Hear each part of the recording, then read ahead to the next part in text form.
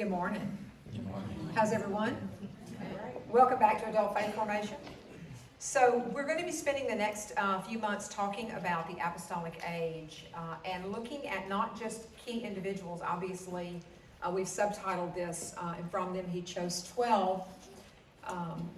Not just talking about the 12 called apostles, but also looking at the age itself in terms of not just the apostles, but other key individuals. For instance, using a broad kind of perspective like this gives us the opportunity to talk about Saint Mary Magdalene, who is of course known as the apostle to the apostles. It gives us an opportunity to talk about Saint Paul, who is not an original called apostle, but nevertheless was called to be an apostle to the Gentiles. It gives us an opportunity to talk about other contexts, like what kind of writings are being produced, what are the conditions of this age, the individual lives of these people, that what we know about them from sacred tradition. Much of what we know about some of them is only tradition, and some of it's not very strong tradition, but it still gives us an opportunity to explore it in a lot of different capacities. So what I want to do today is explore very briefly these topics to provide some context for what's coming up. For instance, what do we mean when we say the apostolic age? What is that? What does that term mean? We're also going to be talking a little bit about the historical context of the apostolic age. I'm just going to hit a few major points. You will remember this from last semester. We talked about the Roman Empire as being that framework, that historical framework context that produced just the right conditions for the rise and the spread of Christianity. So just to place these individuals in their historical context, it is the Roman Empire. A little bit about what are our historical sources for the Apostolic Age. How do we know what we know? And what are those sources? And what are obviously the most reliable sources? The dates that are generally agreed upon by scholars, I want to hit a few of those. Major milestone points in the narrative. For instance, I'm going to talk a little bit about the calendar. Was Jesus crucified in 30 or 33 AD? Right? Well, whatever you want to say. Okay, because there's some disagreement among scholars about the Gregorian calendar being off by probably 3 or 4 years. So, but looking at those important dates, I'm going to begin with the date of 30. If for no other reason, it's because I know that even if it's not correct, 30 AD would correspond perfectly with the calling of the 12 if it doesn't correspond with the crucifixion of Jesus. So just to sort of give you some important dates that are generally agreed upon. And then to talk a little bit about some general characteristics of the age itself. What did that apostolic Christianity look like? And hopefully, by the end of this, by May, we would be able to see what we could take away for our contemporary church from the example of the apostles. So to address the first question about what we're talking about, the apostolic age is a term that scholars use to describe the time from the calling of the 12 until the end of the first century. So 98 to 100 AD normally marks the end of what we call the apostolic age. This still gives us some breadth, though, to talk about what comes after the apostolic age a little bit. For instance, if we wanted to talk about a little bit throughout these sessions about other sources, anybody familiar with it? And you should be, because we've talked about it in here, the Apostolic Fathers, those men who came immediately after the apostles, right? We talked about St. Ignatius of Antioch, for instance. And some of his writings, he reflects upon the apostles. So he's really a first generation removed excellent primary source. St. Polycarp of Smyrna, of course, is another one who knew the Apostle John. And so we can look at that first generation too, beyond the end of the first century. But this is very strictly defined this is what it is. We're talking about that first century church that is really under the leadership, the authority, if you will, of the apostles. It's obviously, I think, the most important age of church history. Most important age of church history. This is the time period when the scriptures were being written. The New Testament epistles, the Gospels were being written during the first century. They're not yet compiled, okay? So this is before we have technically what we think of today is our canonical Bible. This is long before that. The scriptures are being written and not even really compiled yet. They're simply in circulation. The letters of Paul are in circulation. Some of the Gospels are in circulation, but they're not yet been compiled into what we would call a Bible, if you will. So where is the authority then? In the absence of agreed upon canonical compiled scriptures, where is the authority in this early church? It's in the apostles themselves. It is their teaching authority, out of which comes, of course, when we think about the deposit of faith. Y'all will remember our deposit of faith is both the orally transmitted tradition and it is the scriptural tradition, right? So we have an oral and a written. At this point in time, it is only that oral teaching that has authority. Presumably, of course, we can say that this is the authority, that the teaching that the apostles are doing in this age is by the authority that was given to them by Christ himself. And they are teaching things that become part of our sacred tradition that may not necessarily be biblical, but they are nevertheless part of our sacred tradition. So this is the time, as I said, when the church is in its infancy.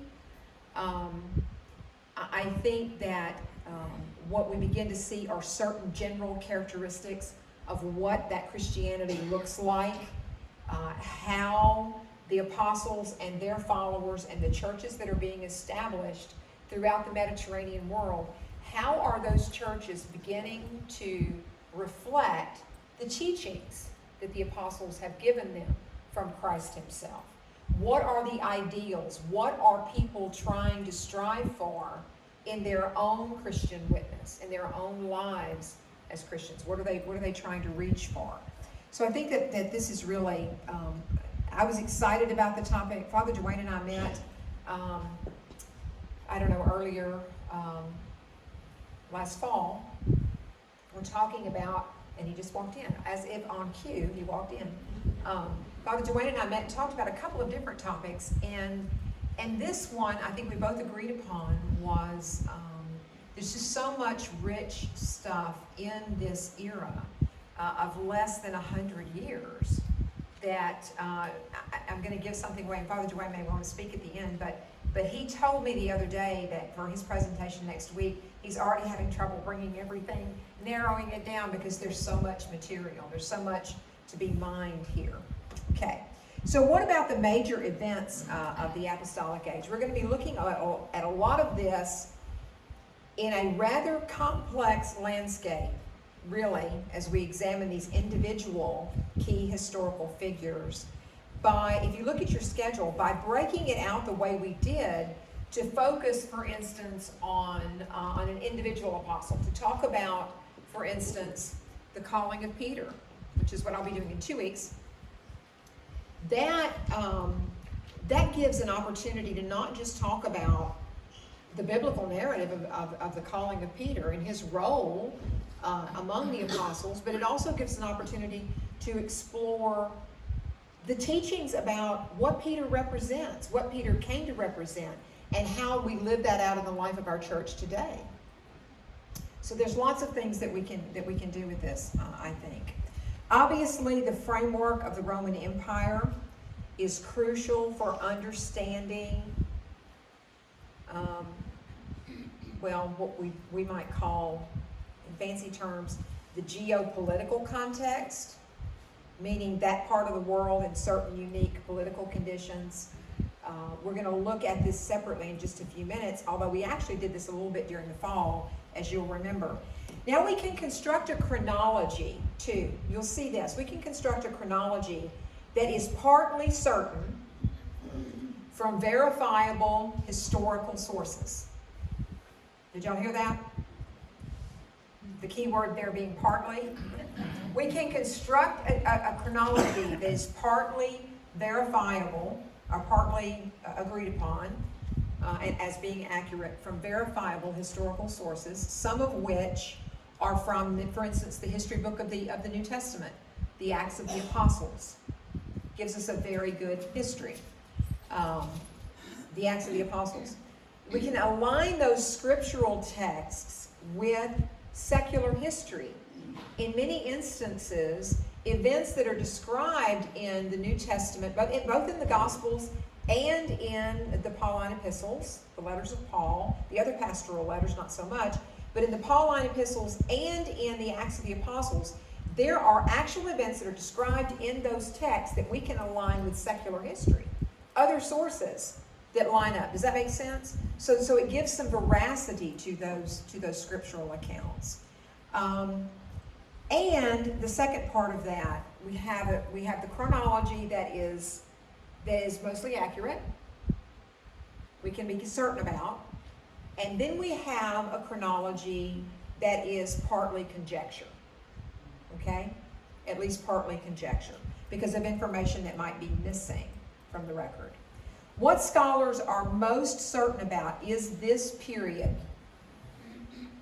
Well, and actually, let's back this up a little bit. What scholars are most certain about for the Apostolic Age really goes up to about the year 70.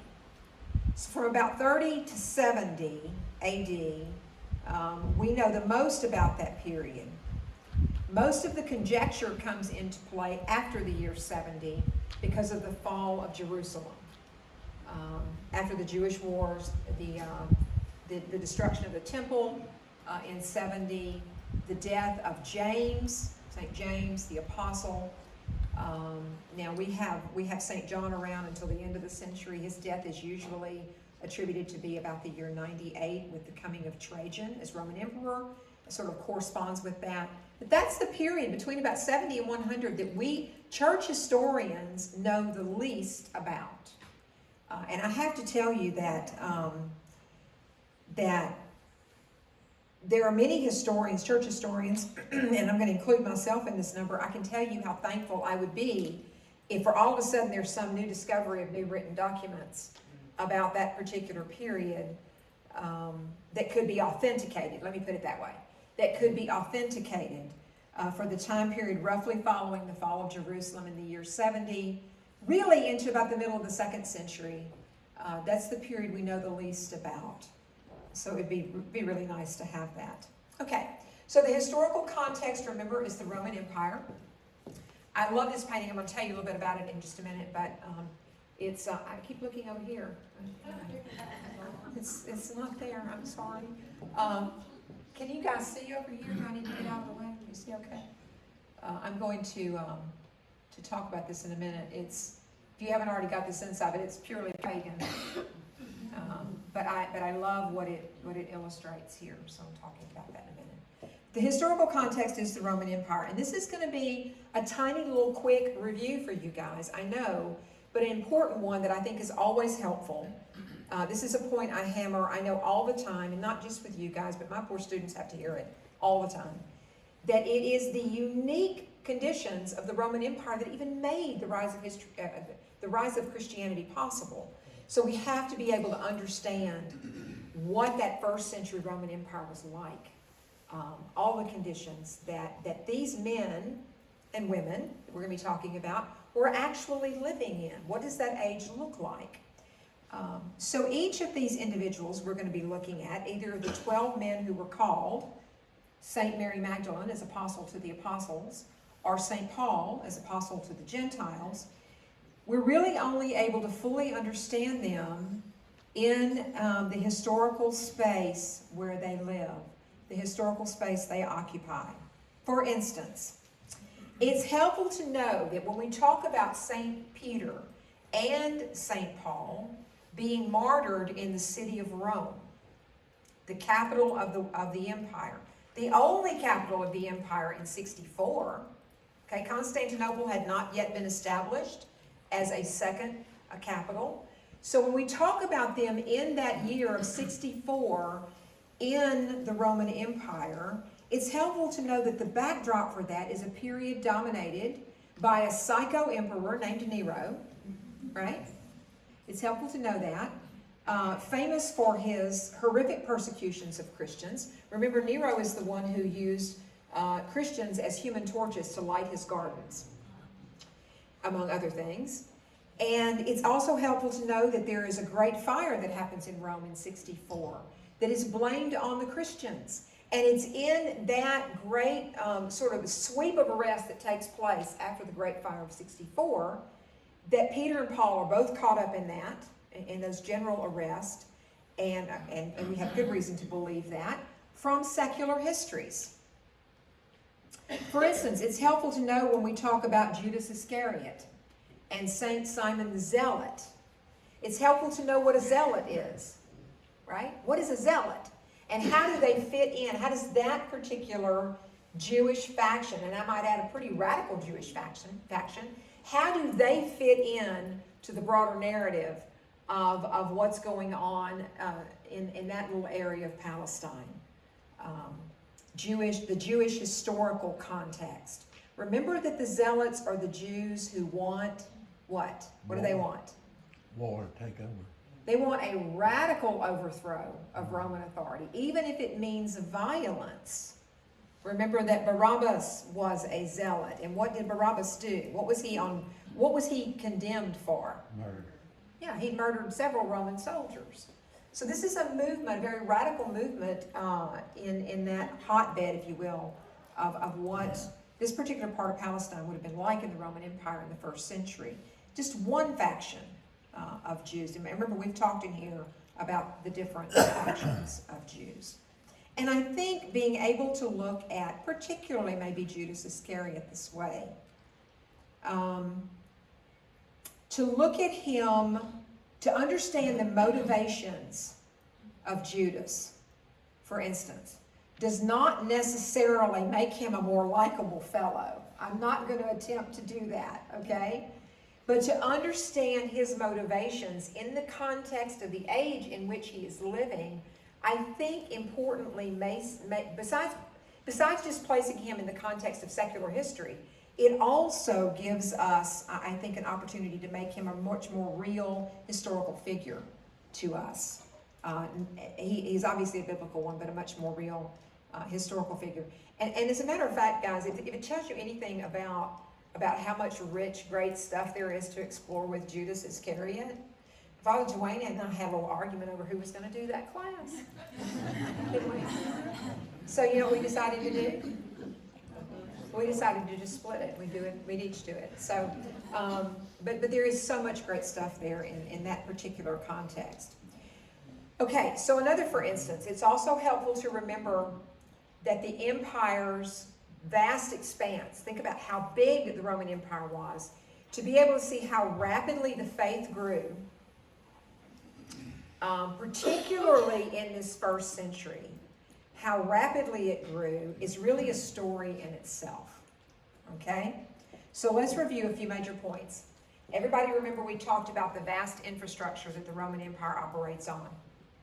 I see some nodding heads, that's always good. This makes me feel validated, okay. This vast infrastructure, 50,000 miles plus of paved roads that connected all the empire's great cities, makes travel very easy. You have this much coveted aspect of Roman citizenship that's sometimes given, sometimes not. But when it's given, those individuals who hold it have very special rights and privileges. For instance, the ability to travel easily, and one of those major Roman citizens was, of course, St. Paul. Wow. So you cannot separate the story of the spread of Christianity from the infrastructure of the Roman Empire itself. The other aspect we've touched upon in here before is the fact that the empire enjoyed peace. Peace. The empire was at peace from about the time of the accession of Caesar Augustus, so roughly the year 27 BC, until the first wave of barbarian incursions come in the west about the year 180 during the reign of Marcus Aurelius. So you've got this long period that historians refer to. Anybody remember what the term is? The Pax Romana. Very good. Okay, Pax Romana. The Roman peace. So this contributes again to just kind of the right stable social conditions that are necessary for Christianity to spread. You've got to have those kind of conditions.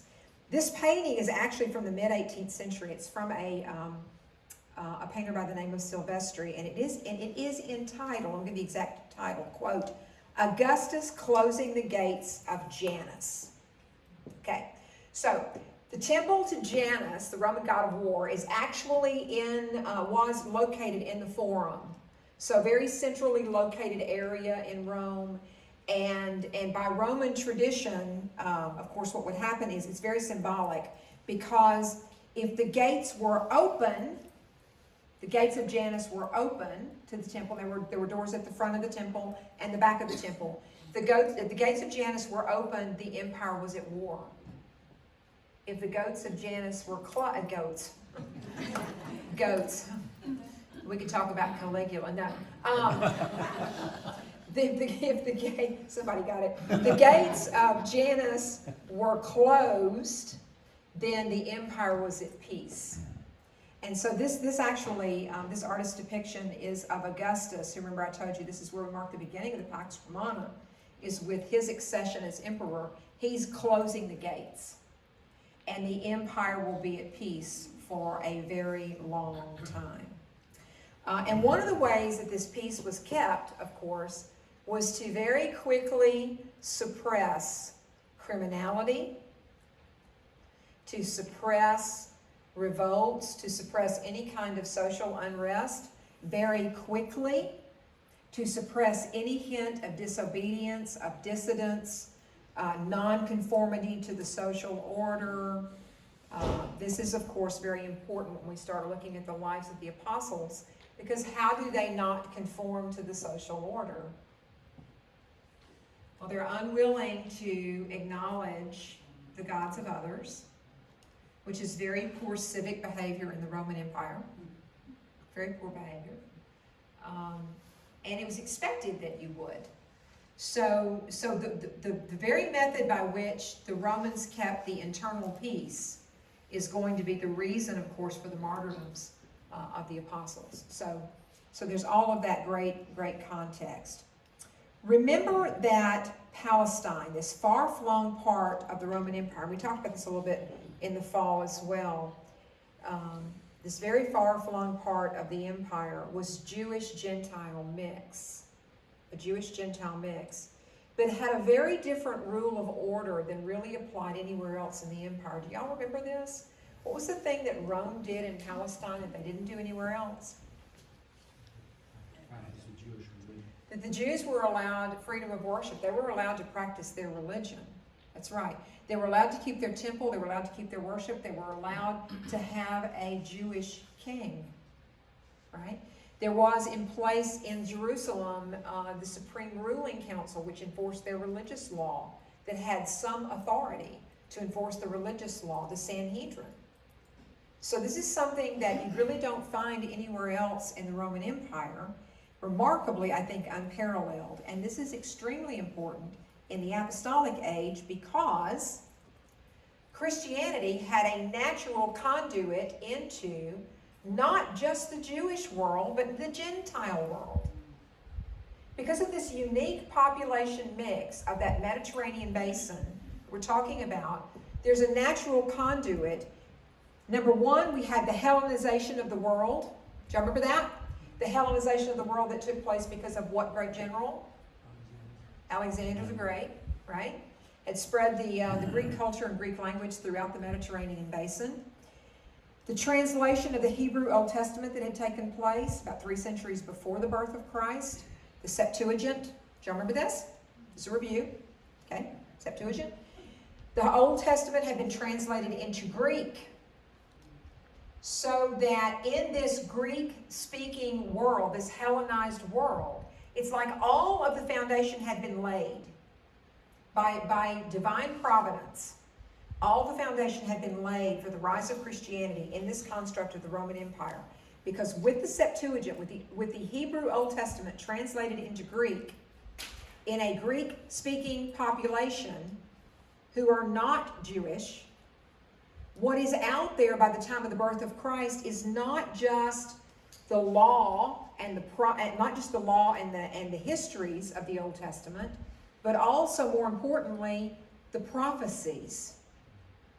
So the coming of Jesus had a very natural, rapid message that resonated in that Greek-speaking world. And this is the age that the apostles are living in. Okay? So I want to look a little bit at geography, just real quickly, because we'll be mentioning some of these places, and I'm sure we'll have maps that we'll be using along the way. But to look at the geography here, to see how quickly the faith spread by the end of the first century. The most significant centers of Christianity in its early history, and therefore today, in terms of the tradition inherited, there are 4 places that are the so-called apostolic sees, 4 of them, okay?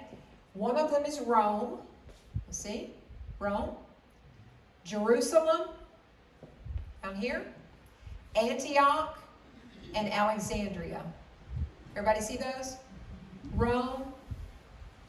Okay, Rome is, and we say apostolic see, what we mean by that is that this is a major early center of Christianity that was established by a direct apostolic link. We can actually put an apostle in that place very early.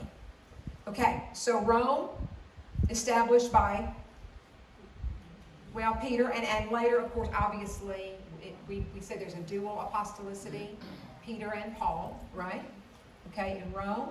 Alexandria is attributed to St. Mark. Jerusalem to St. James. And Antioch to St. Peter. Okay? Peter also traveled to Antioch. So these 4 centers were the most important ones in that apostolic age, and as I said, even the First Council of Nicaea that convenes in 325 specifically mentions these 4 C's. Now, just to put a footnote on that, as you know I want to do sometimes, to put a footnote on that, the Second Council Second Council of Constantinople in 381 lists the same 4 apostolic sees, but there's a canon at that council that makes a change. It's a little bit controversial. Anybody know what it is? They added, and I've got it covered up here, they added Constantinople. And as a matter of fact, the canon even says that after Rome, Constantinople has the place of precedence among the historic sees before Alexandria, Antioch, and Jerusalem. Well, Constantinople did not yet exist in the Apostolic Age. It had not been established yet as a capital of the Roman Empire. It was an old fishing village really called Byzantium. But it is, by tradition, associated with a visit there from St. Andrew. So today we call it the Pentarchy, not the 4 apostolic sees, but the Pentarchy to include the city of Constantinople. But of importance, although not considered sees, are also some of these other places. You see Ephesus? Ephesus. There's a very, very early apostolic tradition there involving John. Right there. So all of these centers existed in that first century. I promised to look at some of the sources that we have, so I want to do that too real quickly. Historians love primary sources, right? Primary sources. No offense, but I don't want to read a history you wrote of something else. No offense. I want to read the account of the person who was there, right? The person who witnessed the event. That's what we consider the best sources. Excuse me. Y'all know I have struggled with my voice for 6 weeks what are the first person accounts here? What is the most valid testimony that we have? This is always the test of the historian, is to look at who is the person, number one, who's writing the account? What is their reason for writing? Because, sometimes people write things for less than honorable reasons, right? For instance, if you want to change the narrative of an event, or you want to impugn someone's character, this happens a lot for instance, in the Middle Ages, we have a lot of sources, chronicles of people who are writing about kings and nobles and other high-ranking officials that are less than complimentary, okay? So you always have to look at these to use some discrimination about what are the conditions, why are they writing, what's the motivation, and how much do they really know about the event. And so this is really helpful because the ones I want to talk about provide a true historical context. I think even by inference, we can say that some of these extend beyond just themselves. Obviously, the New Testament, the Gospels themselves, the Acts of the Apostles, the Pauline epistles, all give us great historical context for the age. There's a Roman Jewish historian named Josephus Flavius, who wrote a history of the Jewish wars that culminates actually with the destruction of the temple in 70 AD. Certain Roman historians, especially Tacitus, who is, and I think it would be a general agreement among historians of the ancient world, that he is, for the most part, an objective, straightforward, unbiased source.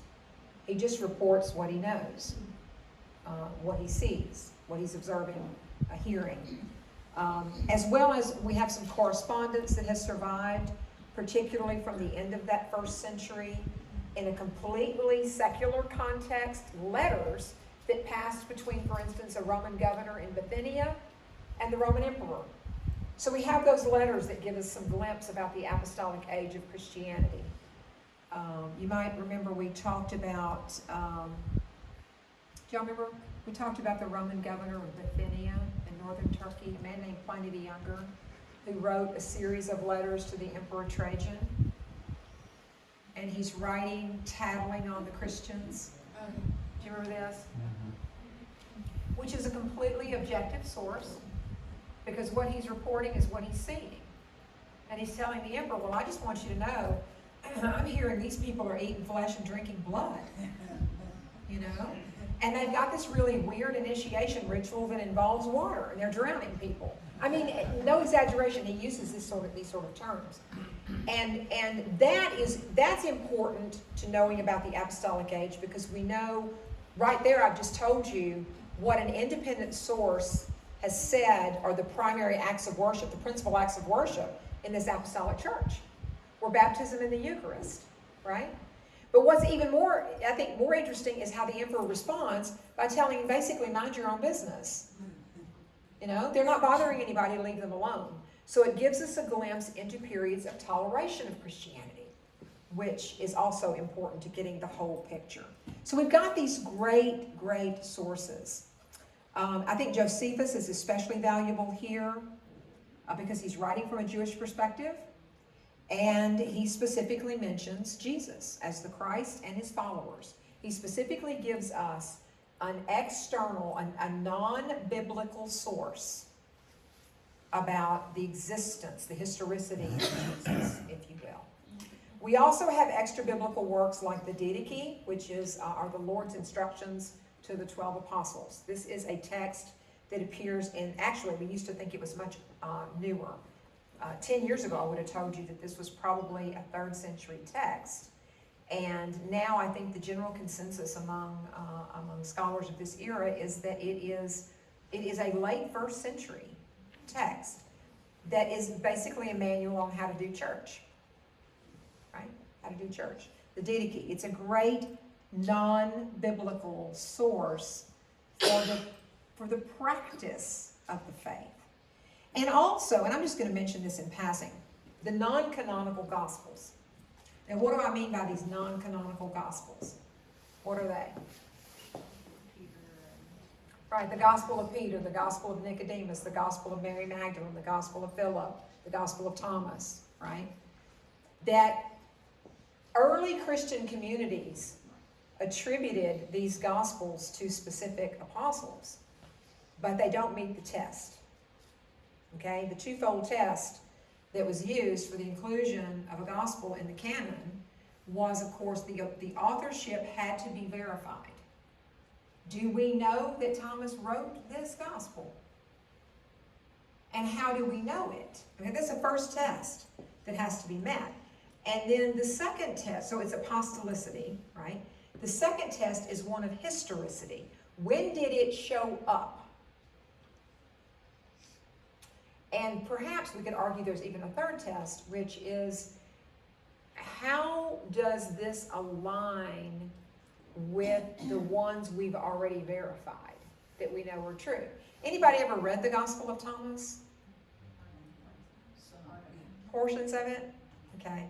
I have students in my History of Christianity class, they read it. And the primary reason is because I think it's an interesting commentary about the community that produced it. Clearly, it was a community that had a devotion, probably, to St. Thomas. But what they do, what the gospel, I use that word loosely, what it does is it's in direct contradiction to, for instance, narratives that appear in the ones we've already accepted: Matthew, Mark, Luke, and John. Well, if the stories that Thomas tells don't align with those, and we can't verify Thomas wrote it, and it appears late, it appears in the early 2nd century, then it's not included in the canon of Scripture. Now, does it mean it's not an important historical source? I would argue it absolutely is. All of those are. But we have to remember they're not the canon of Scripture, right? We can use them for looking at what that early church might have looked like. Can I ask a question about that? Sure. Because when I hear about criticism of Thomas and stories, I keep hearing that they were written for children and not to be taken as an echo. Yeah, we don't know that. We don't, and we Well, I actually, know. That's we what don't I'm know saying. that. We don't know that. And we don't know, we actually know very little about, many of those we know very little about. That we know they were buried in the desert, and somebody tried to get rid of them. They did not, they're not even on the earliest list of Gospels that are certain. We have 2 of them. We have one from Saint Irenaeus of Lyon, has a very good list in the 2nd century of works that were known to be in circulation that were authorized to be read in churches. St. Irenaeus tells us, and that's all of the works we know in the canonical New Testament, with the exception of Hebrews and the Apocalypse, or the So Revelation. what was it Saint Irenaeus said about it? Mm-hmm. You said something about Saint Yeah, Irenaeus. St. Irenaeus provided a list of works, of texts that were known to be in circulation, and he basically, and I can't quote him exactly, but he basically says, these are the ones that we all agree on that are you can read in churches. But Okay? Thomas wasn't one of them. No, Thomas isn't here, neither is this. Then we have another what's called the Muratorian canon that appears about toward the second half of the 2nd century. There's another list in circulation, and it does not mention any of these Gospels. So we don't even have the sense that they were given any credence at all in the early church. I mention them only because I think they give us some extra insight into the period in general, if only by exclusion, if that makes sense. If you don't talk about them, people will think, well, why are they keeping this? Well, yeah, and because they are works of literature, and they're produced in a very specific community in the ancient world, how can we say they're not important? Just because they're not canonical doesn't mean they don't have historical value. So, yeah. So, the last thing I want to do is talk a little bit about, this might not be the last thing I want to do. I might want to just lie to you. But to talk just a little bit about the dates. We can think about the dating on the Gregorian calendar. I'm going to go ahead and tell you what the controversy is here. When the Gregorian calendar was calculated, I don't want to oversimplify this, but I also don't want to make it too complicated. basically there was an oversight that, remember some of the historical clues that we have about the birth of Jesus are given in, for instance, the Gospel of Luke. Do you remember this? It is Luke that tells us it was during the reign of Caesar Augustus, and it was when Quirinius was governor of Syria. So we have these historical clues. Christianity's grafted into history from the very beginning. Well, the problem is that Caesar Augustus had already reigned for 4 years, almost 4 years, as Octavian, before he took the title of Caesar Augustus. And there is some speculation that when the calendar calculation was done, that was not factored in. And so they have Jesus being born in the year 1. When, if you consider the fact that they may have overlooked this Octavian issue, we could push the date of Jesus back to 3 or 4 BC. And that actually aligns with the Gospels too, because of the stories of King Herod. And we know that King Herod died in 4 BC. Do you see? So we've almost got to push the date back. But I don't want, that'd be a subject for a whole other class. If y'all wanted to talk sometime about the calendar, I could absolutely put you to sleep with all the call me if you have insomnia. I can put you to sleep with all the details that went into that calculation. But so I'm going to say 30 or 33 AD is where we date Pentecost. Okay? The Apostolic Council in Jerusalem that's described in the Acts of the Apostles, we can date to about the year 50. Actually, some historians have said, no, it was May of 50. And again, based on this assumption of Jesus being born in 4 BC. This date is actually ascertained from reckoning Paul's conversion. Paul, probably the date that most historians give for his conversion is 37, the year 37. And we are told in scriptures that 14 years elapsed between his conversion and leading up to the council. The date of the Pauline epistles, particularly these, the epistles to the Galatians, the Corinthians, and the Romans, we can place between 56 and 58. There are internal clues in those texts that actually date them for us. Again, drawing upon what we know from secular history. The date of the epistle to the Romans can be fixed almost to the month from its own pages. Isn't that fascinating? I mean, you can read it and know, even though he doesn't give you a year or a date, or I'm writing this on such and such a date, we can ascertain it basically from what it says within the pages itself and also correlate that with the Acts of the Apostles. It was written before the apostle was in Rome. Okay, that's the first thing we can start with. It was written before Paul was in Rome. But when he was on the point of departure, when he was getting ready to leave for Rome on the way probably to Spain, these indications give us an idea that it was probably written in the spring of the year 58. For it was in that next year that he was taken prisoner in Jerusalem. That's also recorded. We know that St. Paul was martyred in Rome in 64. Okay? So we've got that great little historical chronology we're able to put together basically from the text itself. And incidentally, the Great Fire of Rome and the martyrdoms of St. Peter and St. Paul are chronicled by an independent source as well. The Roman historian Tacitus tells us that. So that's another extra biblical source. The destruction of the temple in Jerusalem we can date specifically to 70 AD according to both Josephus and Tacitus. The death of the apostle St. John, the last of the apostles to die, we generally place in the year 98 with the accession of the Emperor Trajan.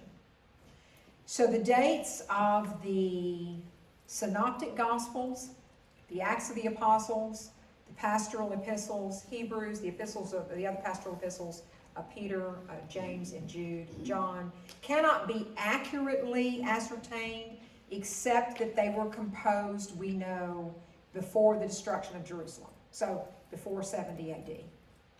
Which makes all of these biblical sources very early. Very early. And I may have said this in here before, and if I did, forgive me, but you probably won't mind hearing it again. Sometimes people who want to be critical of the Christian message or the veracity of the Christian faith will say something like, well, those accounts were written 30 or 40 years after Jesus died. How can you put your trust in an eyewitness account that wasn't written down for 30 or 40 years? And do you remember me saying this to you? That in the ancient world, 30 or 40 years from an event to its being written down is a news flash. It's a news flash. Because it was a different culture. It was a culture of oral communication. It was a culture where information was passed orally before it was written down. And you only wrote down years later what you thought was really important. And everything else passed into oral tradition. So for instance, do you remember I used the example of Alexander the Great? There's not a single person in here, I bet, who would doubt that Alexander the Great was a real human being, a real historical figure, a real general, and that his battles that are studied in every major military academy in the world today as truth, nobody doubts those accounts. His biography was not written for 700 years after his death. So we got a little bit of a double standard going on. A little bit. So I feel very strongly about this. The Acts of the Apostles is very, very helpful in giving us a chronology of the rest of this. And I'll tell you why. The author of the Acts of the Apostles was St. Luke. Right? He was the author of the Gospel.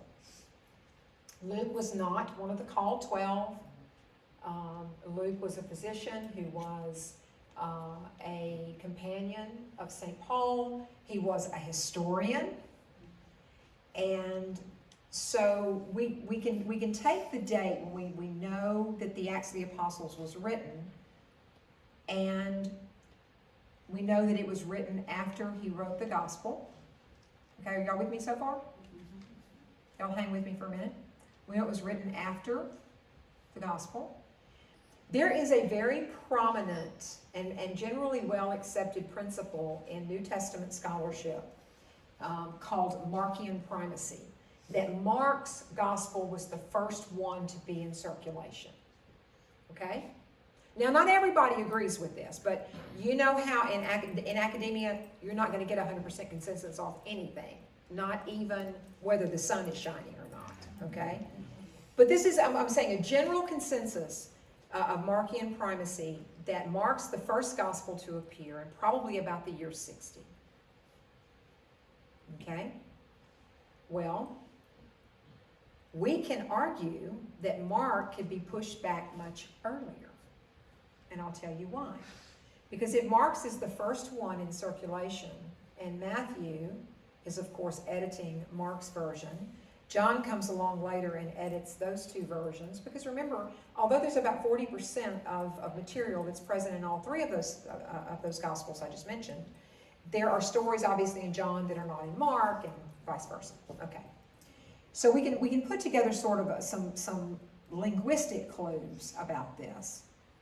But here's the thing.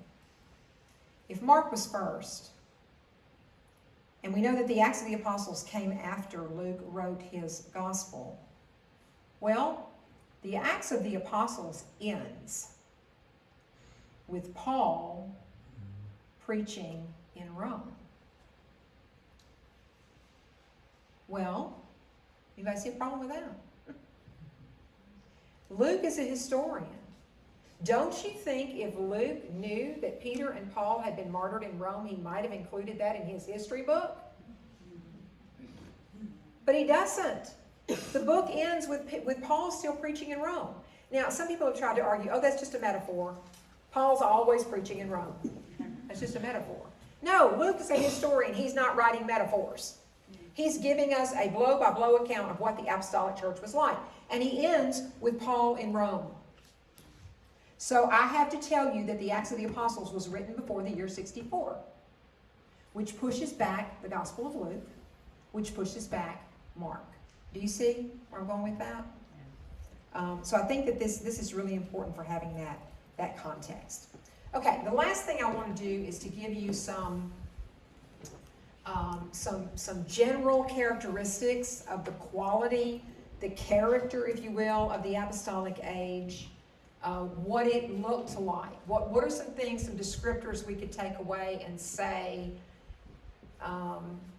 these are characteristics of this 70-year period. Religious zeal. Can we agree that term comes to mind? Profound religious zeal. And just think about the stories we read in the scriptures about how many thousands of people were brought to the faith. How many thousands were converted? How many were baptized? There's this incredible religious zeal that's evident in the age itself. One of the most interesting characteristics of early Christianity that I dare say lasts until the Constantinian era, when Christianity became legal, is that martyrdom was the ideal. But think about this today, for us. Do you consider this the ideal of your life? If we're really honest as Christians, do we consider it the ideal that, oh yeah, I want to be martyred. I'm going to go seek that out? No. No, okay, I'll be honest. No, I'm not seeking martyrdom. Okay, well, if it has to happen, just let it be quick, right? And don't let me cry like a girl. But seriously, this is a characteristic of the age, is that martyrdom is the ideal of the Christian. And the apostles, with obviously the exception of John, who died a natural death, we believe, willingly went to some pretty horrific deaths. Willingly. Because of something they had witnessed. And remember that that's what the word martyr means, is witness. It's just a Greek word that means witness. These were men that had witnessed the resurrection and sought the ideal of dying because of what they had witnessed. Then we have, of course, signs and wonders. The Acts of the Apostles is full of them. Signs and wonders, miracles were not just the occasional event. They were rather ordinary, right? Happened all the time. Signs and wonders. It was the mental construct of the age was that these were not things that were out of the ordinary. These were things that happened all the time. Okay, lots of miraculous works within the apostolic church. And I think finally the most important thing we can say about this particular age deals with two concepts: unity, which is very evident in that apostolic community. And when there's not unity, when they disagree about something, what do? They come together and they work it out. They reach a consensus, which becomes the foundational sort of example for us to have councils of the church throughout history. That's what we do. Is we come together. The apostles of the church come together. Today, the bishops. The apostles come together and work things out. If there's a consensus that needs to be reached, that's what we do. It is in the seeking of the consensus that the Holy Spirit is working in the early church. And then there's a related aspect to this unity, which is calling each other to accountability, we would presume back to the principal teachings of Jesus Christ himself that they heard with their own ears, calling each other into accountability for that, keeping the faith quite literally, and that's part of that discipline that we see, this emerging unity, unity being the ideal, and in other words, that Christ has a seamless garment. We don't tear it. We do what it takes to keep that together. And that requires holding each other accountable and a system sort of discipline. that begins to emerge in the apostolic age. So next week, Father Dwayne is going to present on the calling of the 12. Calling of the 12. Father Dwayne, did you wish to say anything about that? Come on up. He and I actually wrestled over a couple of these, so we're going to share. We're going to share. Let's see, where is the... Oh, he might have taken it here. I'll give you this one. Good morning, everyone. Here you go. Morning.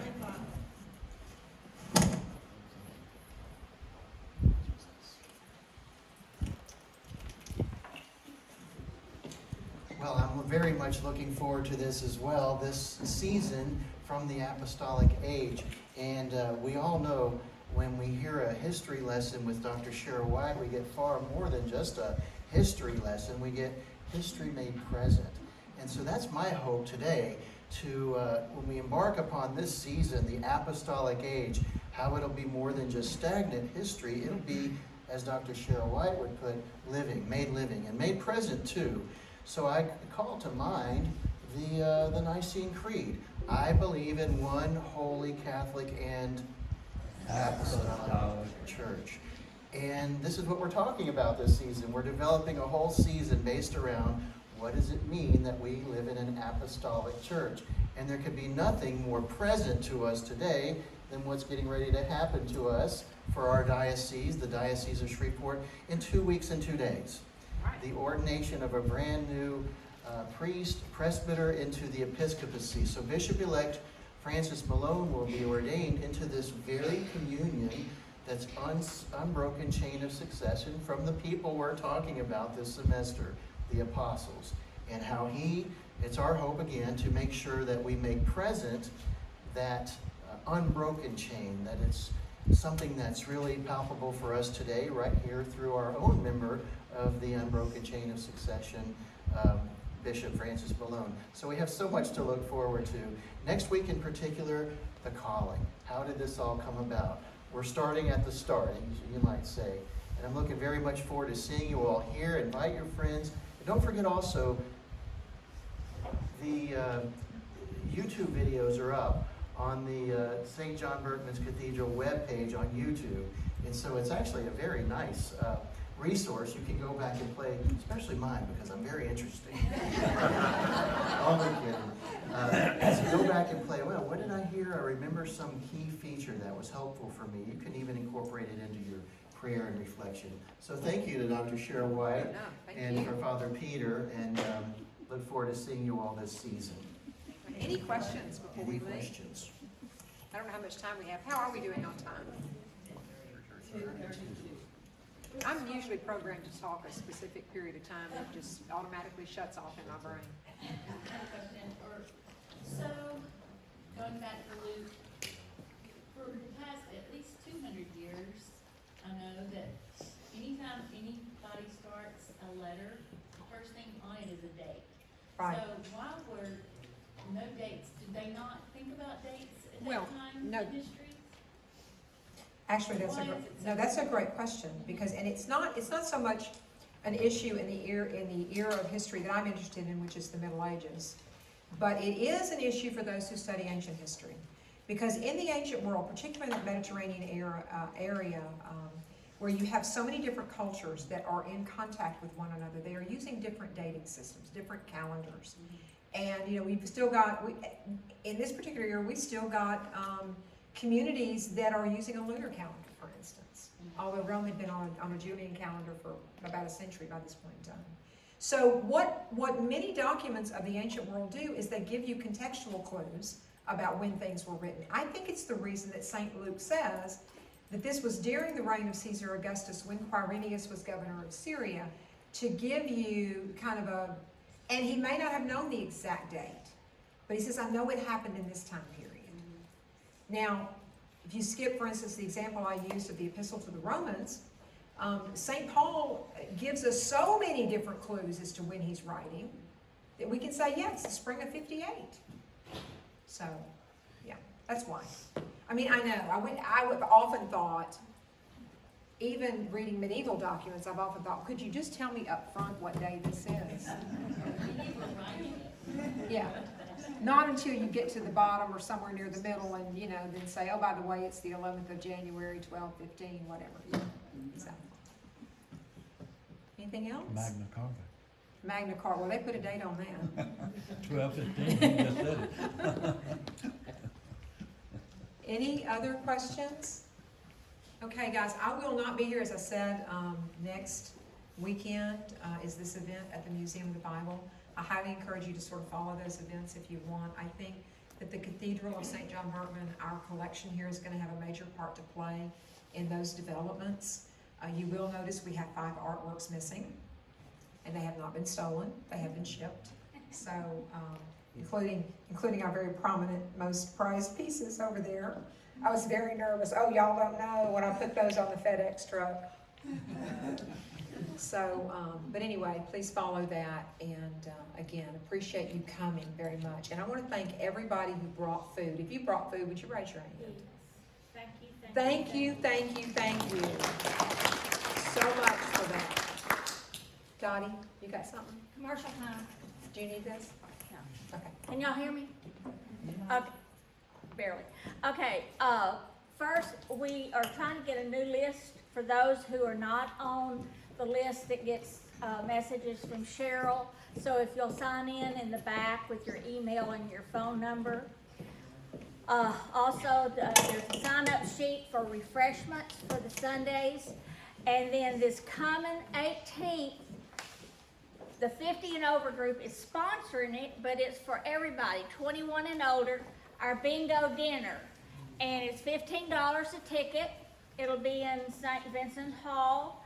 2 of the main prizes, one will be a night at one of our B&Bs, and then the other will be dinner with the clergy with Father Dwayne being the host. And the winner will there'll be 2 couples can select 3 people to come with him or her. And then on the 26th that's a Sunday after the 11 o'clock Mass. I think it's 26th. It's the end of our family life, month of the family, and I know all of you got one of the little pamphlets and have been doing everything that's in it for your family, but we're having a chili cook-off like we had last year. So if you want to bring a pot of chili, or just bring a pot of chili to be judged, but just come. It's free. You can have a hot dog, a chili dog, chili, or Frito pie and ice cream.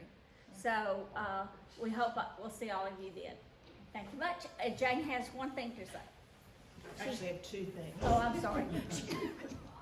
So during my month, I have 2 things that I really, that feed me when I do them. And I just wanted to make sure that you all were educated about them. The first one is the Highland Blessing Meal.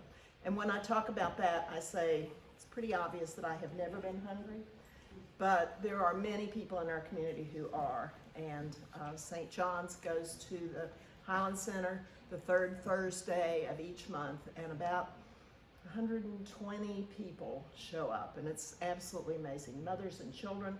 And sometimes the children want a 3rd serving of the warm, nutritious food. So if you're interested, it's from 5 to 7 on Thursday, and if you haven't been there, contact me and I'll tell you all about it. And the other thing I just wanted to say, because I really haven't talked about much, is the To Win breakfast. And it's on the 2nd Wednesday of each month, and it's Together We Win Network, where a group of local people get together and talk about racism in our town. And it's just fascinating to me. The Catholic community is really very well represented at that group, but if you'd be interested, we have breakfast at the Holiday Inn. It lasts about an hour and 15 minutes, and we talk about what's going on racially in Shreveport, and often it has to do with what's going on nationally also. So that's just something that I'm really interested in. And if any of you are also interested in being there, there are several here that I see on a regular basis there. So thanks, and hope you'll join us. Thanks, guys. You did good work.